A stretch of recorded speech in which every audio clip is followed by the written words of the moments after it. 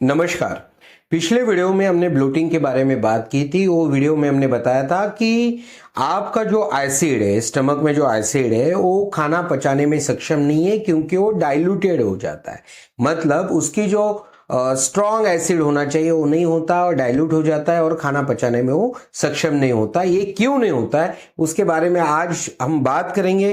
तो आज का वीडियो आप पूरा देखना ताकि आपको बात ठीक से समझ में आए। देखिए, सबसे पहले हम ये जानते हैं कि एसिड सिक्रीट कैसे होता है।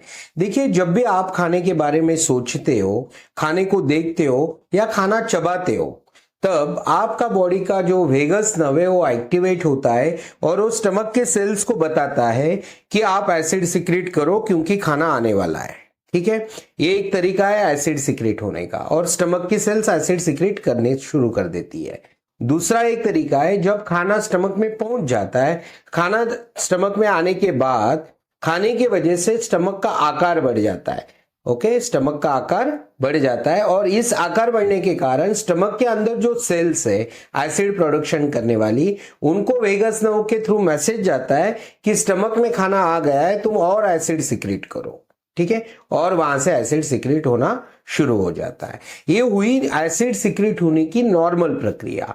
तो अभी होता क्या है कि जो भी एसिड रिफ्लक्स जीआरडी या हाइटिस हर्निया के पेशेंट है या फिर जिनको सिर्फ ब्लोटिंग की समस्या है, ऐसे लोगों में, या फिर एलियस लूज है, ऐसे लोगों में होता क्या है कि आपका डायफ्राम ये कॉन्ट्रैक्टेड पोजीशन में और डिसेंडेड पोजीशन में, अगर आपने पहले वीडियो नहीं देखे होंगे तो देख लेना ताकि मैं अभी जो बात कर रहा हूं आपको ठीक से समझ में आए।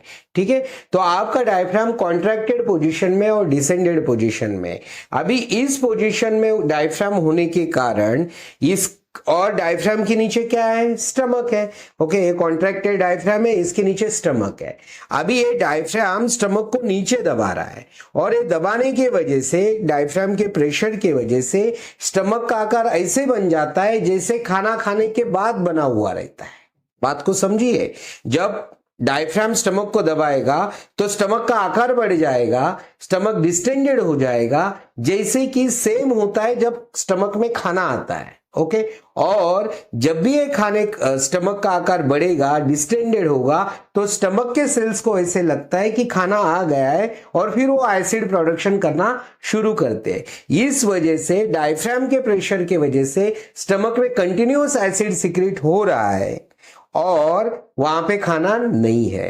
अभी ये जो कंटिन्यूअस एसिड सिक्रीट हो रहा है, ये अगर ज्यादा मात्रा में हुआ तो होगा क्या कि ये एसिड से बचने के लिए आपके स्टमक के अंदर एक लेयर होता है जिसको म्यूकोजा बोला जाता है, म्यूकोस का लेयर होता है।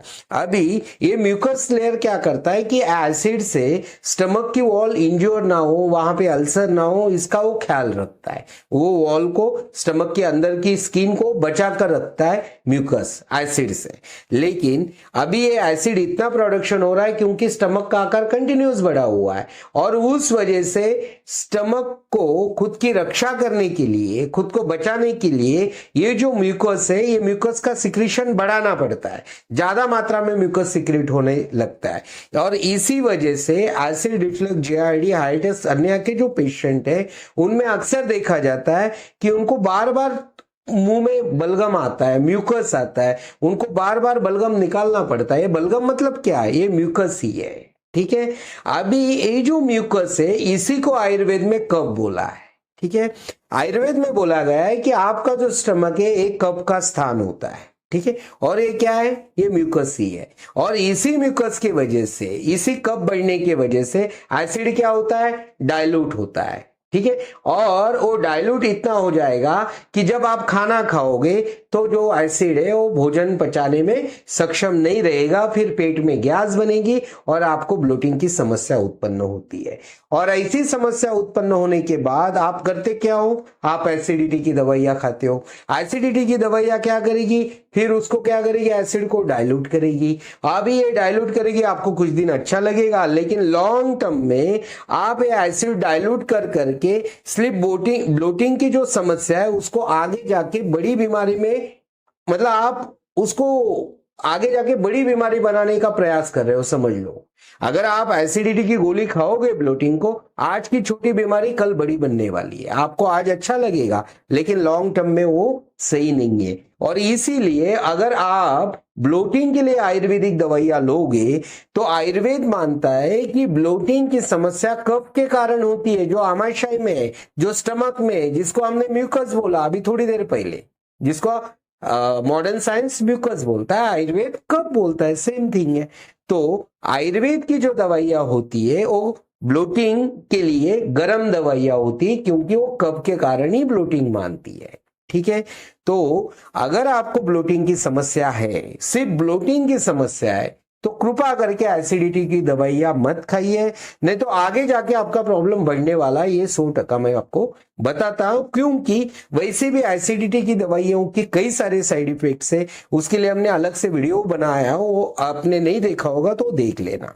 ठीक है, और अगर आपको ब्लोटिंग के लिए दवाइयां लेनी है तो कम से कम आयुर्वेदिक दवाइयां लीजिए, ताकि आपका कफ का इलाज हो और आपका एसिड की क्वालिटी और अच्छी हो, एसिड को और एसिडिक बना जाए, ताकि वो भोजन को पचा सके।